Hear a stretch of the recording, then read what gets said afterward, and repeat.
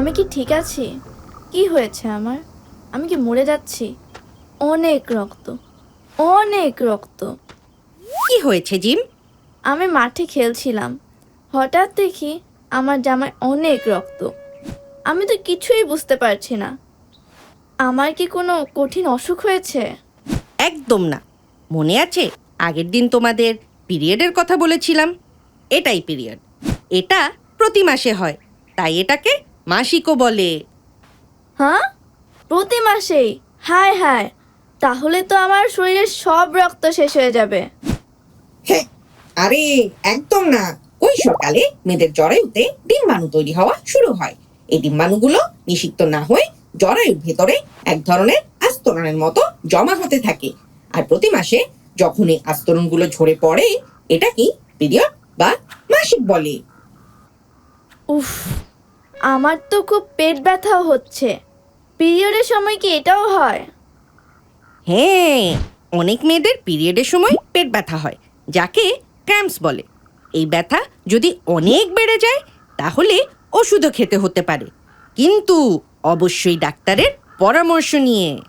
এটা কেমন কথা? রক্তও বের হবে, পেট ব্যথাও হবে। আমার তো অনেক রাগ লাগছে জ্ঞানম্যান, মনে হচ্ছে ভাঙচুর করি। এই যে তোমার রাগ হচ্ছে, এটাও কিন্তু পিরিয়ডের কারণে। আমাদের শরীরে হরমোন বলে কিছু রাসায়নিক পদার্থ থাকে।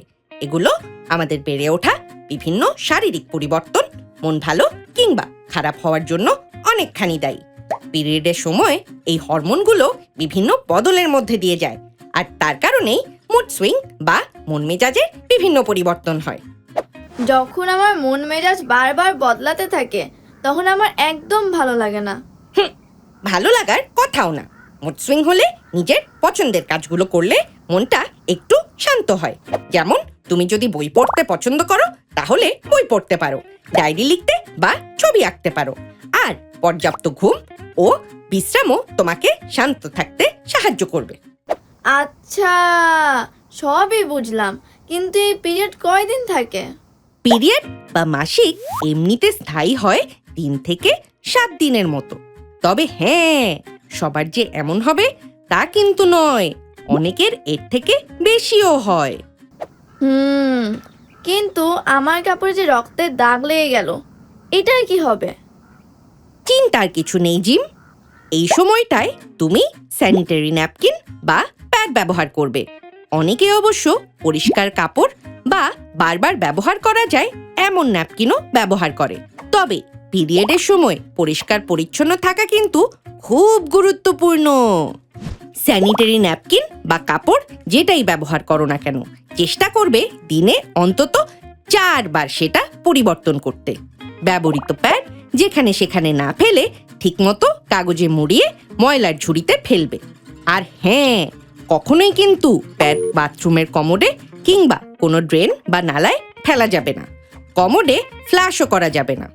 যদি কাপড় কিংবা বারবার ব্যবহার করা যায় এমন প্যাড ব্যবহার করো, তাহলে এগুলো ব্যবহারের আগে ও পরে ভালোভাবে ধুয়ে সরাসরি রোদে শুকাতে হবে, যাতে ক্ষতিকর ব্যাকটেরিয়া মরে যায়। কখনোই কিন্তু এগুলো অন্য কাপড়ের নিচে দিয়ে শুকানো যাবে না। পিরিয়ডের সময় প্রতিদিন ভালো করে গোসল করবে এবং নিজের যোনির আশপাশ ভালো করে পরিষ্কার পানি দিয়ে পরিচ্ছন্ন রাখবে।